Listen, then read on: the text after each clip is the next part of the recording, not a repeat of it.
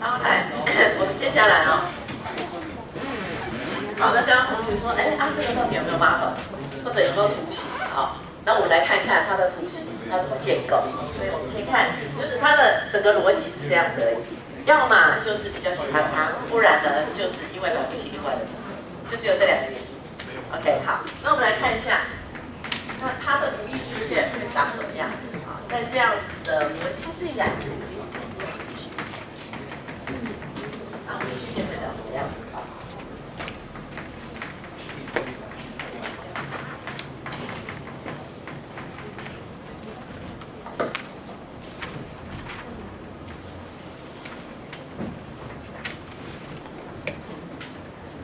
然后它一样是有 x 跟 y 这两种东西。好，那我先假设啊，在 I1 是指在第一个所得水准之下，在 I1 下选择 A。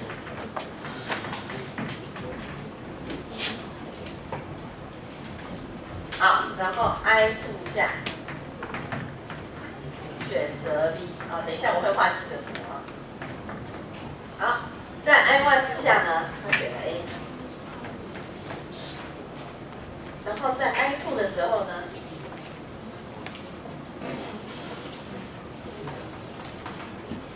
他选了 B。那假设呢，这里还有一个 C 点。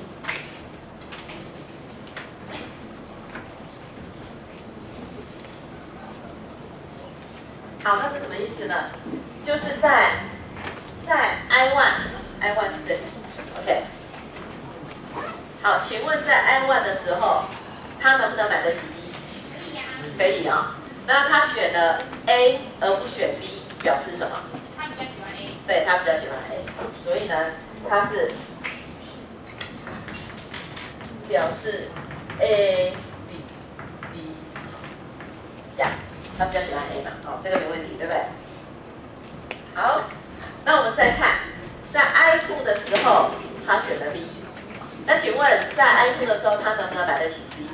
可以啊，也可以，对不对？好，所以呢，表示什么？表示 B、B、C。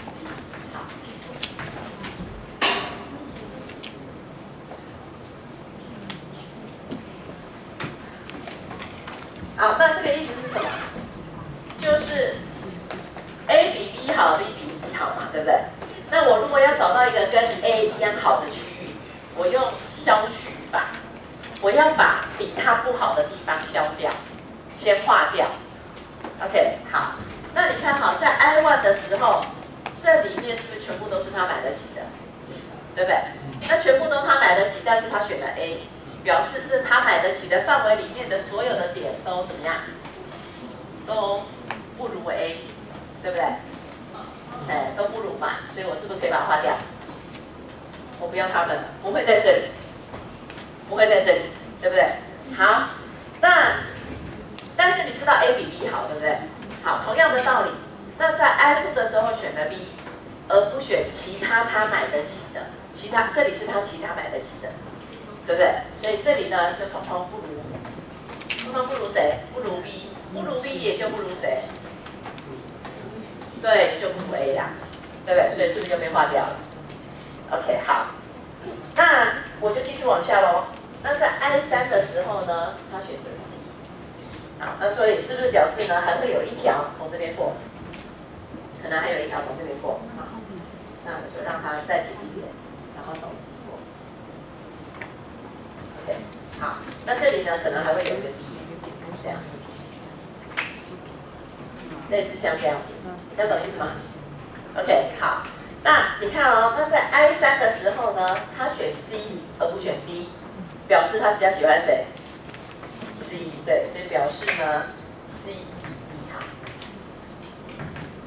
好。好，那所以呢，是不是在这个里面的所有的点，通通都不如 C， 那当然也就不如 B， 然后当然也就不如 A， 对，好，所以我是不是把这些都划掉了？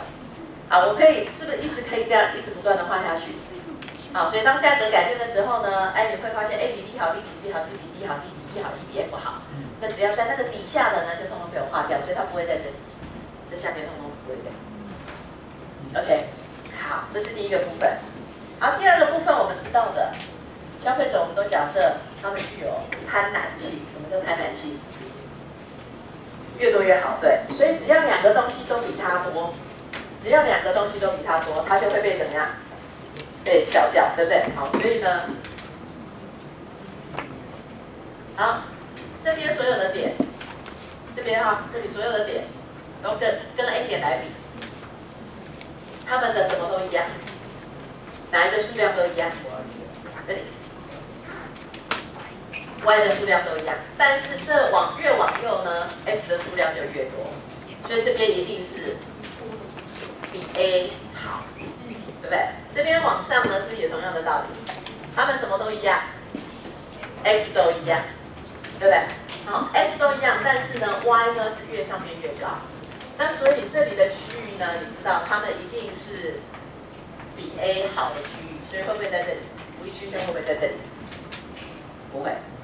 好，无意曲线不会在这里。OK， 好，那我们再看 C 点 ，C 点在这里，对不对？那 C 点呢，比它好的区域在这里，这里也全部都划掉了。你如果要画跟 C 一样好的区域，就不会在这里。OK， 好，那所以你把要跟 A 点一样好的区域找出来的话，其实我们不要画这个好了，我们先画到那里。被你划掉的地方都不可能，这里通通不可能，这里通通不可能，对不对？这里是不是通通都不可能？好，然后底下的斜线也通通不可能。所以你觉得它逼出来跟 A 点一样好的无意曲线，一定是从这一块到这一块嘛，到这一块里面，对不对？所以它一定会是最后的结果，我们就知道无意曲线呢。有没有可能变成正斜率？不可能啊！你看，对不对？它一定是从这里往这边来的。OK，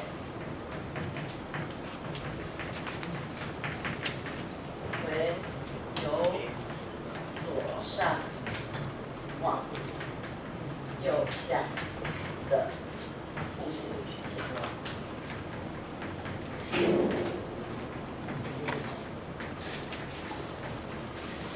曲线可以包括直线哈，那曲线是一个比较广义的概念。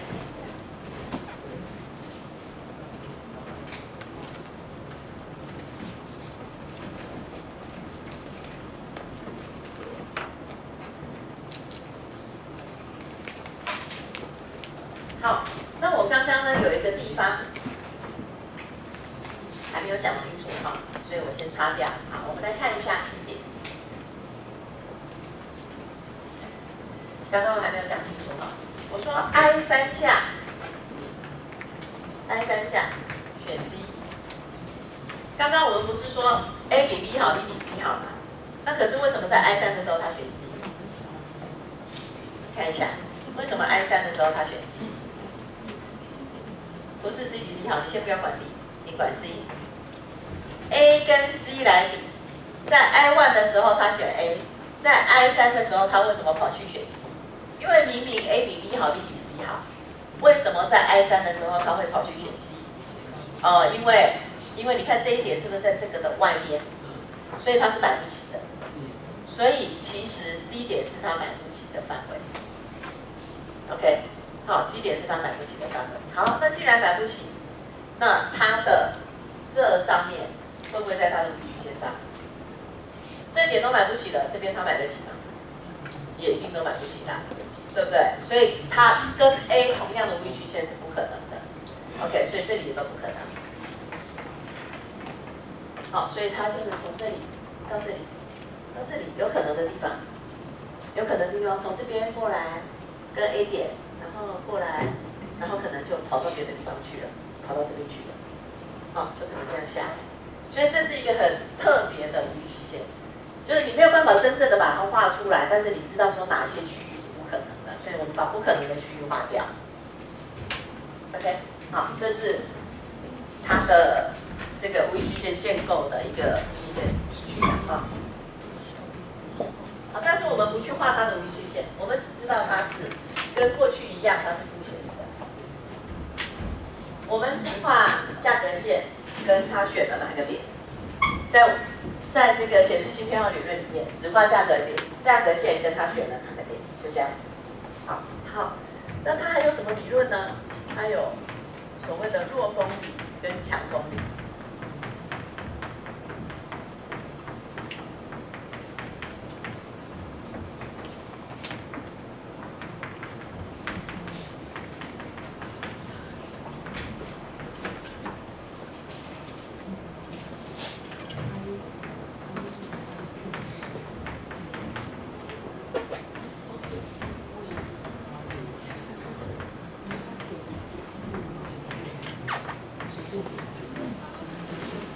因为它很长哦，中文也很长，英文也很长，所以我们会用简称啊，都用第一个字。第一个字啊，对，叫做 WAR。如果直接这4个字你们里面，对哇，哎，就这样简称啊。好，所以显示性偏好的弱风理啊，先写一下哈。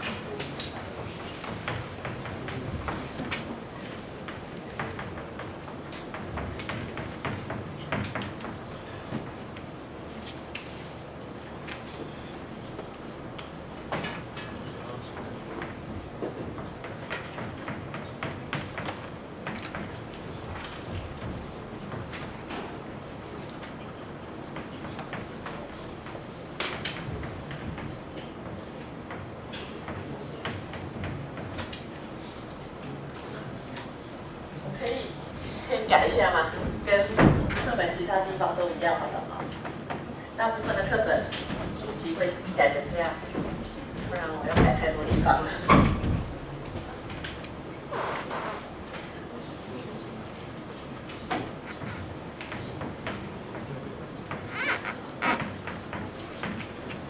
X1 就是以前我们讲的 X，X2 就是我们以前写的 Y。好，那因为在一般的教科书讲到那个显示性偏好，因为它要一直下去，它不止 X、Y 这2个东西，它可以 X1、X2、X3 一直下去。好，所以我把符号改一下啊。好，对任意的 X0这一点跟 X1 这一点。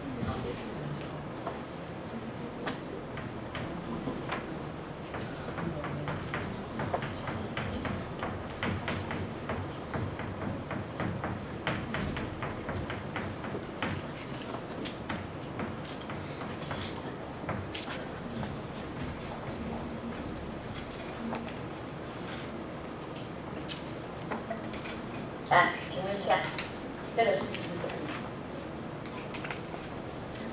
这个式子，我们现在是一组东西啊 ，X1 跟 X2 这样一组东西，所以价格会有 P1、P2。然后我写0的时候，指的是0那个状态的价格，然后 X1 0、X2 0指的是0那个状态 ，P 价格在0的那个状态，消费者选择 X0。OK， 好，那请问一下这个式子是什么意思？左边代表的是在价格为0的时候，消费者选择 X0所需要花费的总金额，对不对？右边呢，指的是价格为0的时候，消费者如果要选择 X1 的时候，他所需要花费的总金额。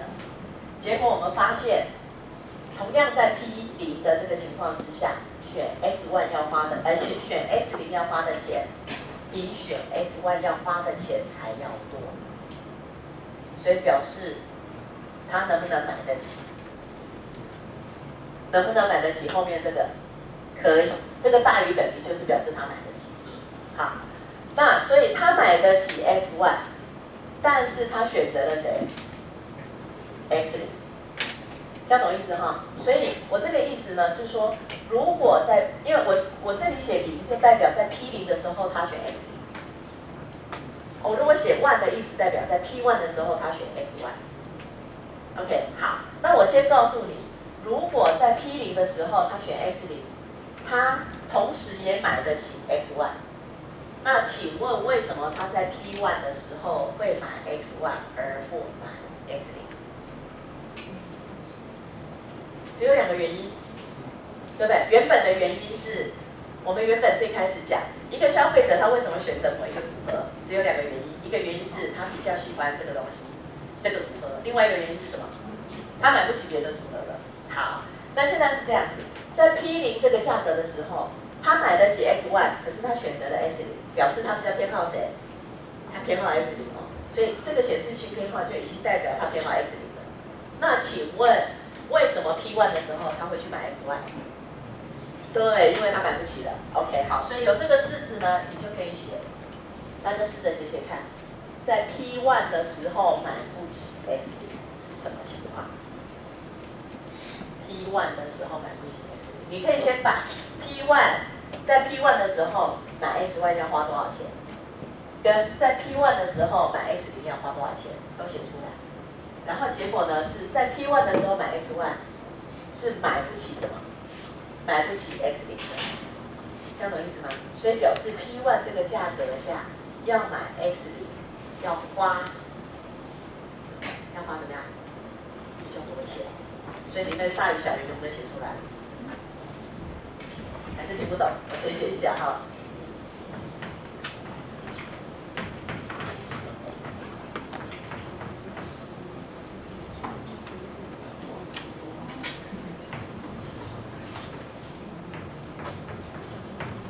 来，我写这个是什么意思？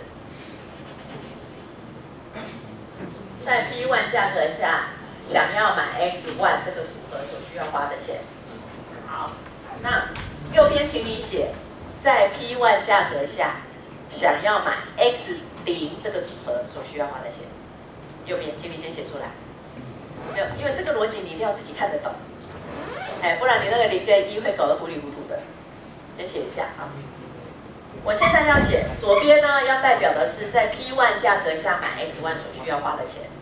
我右边呢要写在 P1 价格下想要买 X0所需要花的钱。等一下再让你们写大于小于就好。你先把右边写出来，在 P1 的价格下想要买 X0要花的钱，要怎么写？你告诉我。P11 X1 0加 P21 X2， 对，这样懂意思哈？好，那再讲一次哦，再讲一次哈。我们是在 P0的价格下决定选 X0。好，那在 P0的价格下，他是买得起 P1 的这个式子啊，不，买得起 X1 的这个式子告诉我们这件事情。所以第一个式子告诉我们的是，他买得起 X1 而不买。好，从这个式子你可以告诉我，他比较喜欢谁吗？对，他喜欢 X0，他偏好 X0，对不对？好，既然他偏好 X0了，那为什么到 P1 的时候，他却选择买 X1？ 什么原因？是因为在 P1 的时候已经怎么样？买不起 X0了，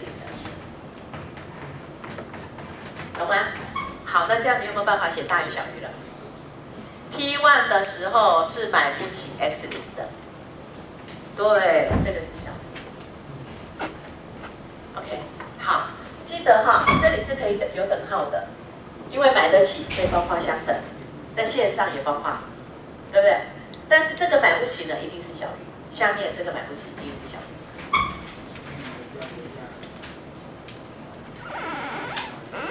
好，这样就叫做显示性偏好的弱公理。公理，它就是一个公理，它最后的那个结果一定会这样，就是如果他明明就买得起 X1， 却选择不买，我们就知道他比较不喜欢 X1。那他既然比较不喜欢 X1， 为什么换一个价格的时候他却选了 X1 呢？是因为他买不起人本。这样可以理解他的那个逻辑了哈。OK， 好。那如果你理解他的逻辑呢，我用几个图来告诉，请同学帮我判断一下，我们的图形有没有违背这个弱公理？哎，对，弱公理就是这样，要满足这样子的条件，叫做它符合弱公理。好，那我画图哦，你看看哦。这边叫 X1， 这边叫 X5。好，然后呢，这边价格是 P， 他选 X。好，然后呢 ，A 点是 X1。好，这个价格叫出来。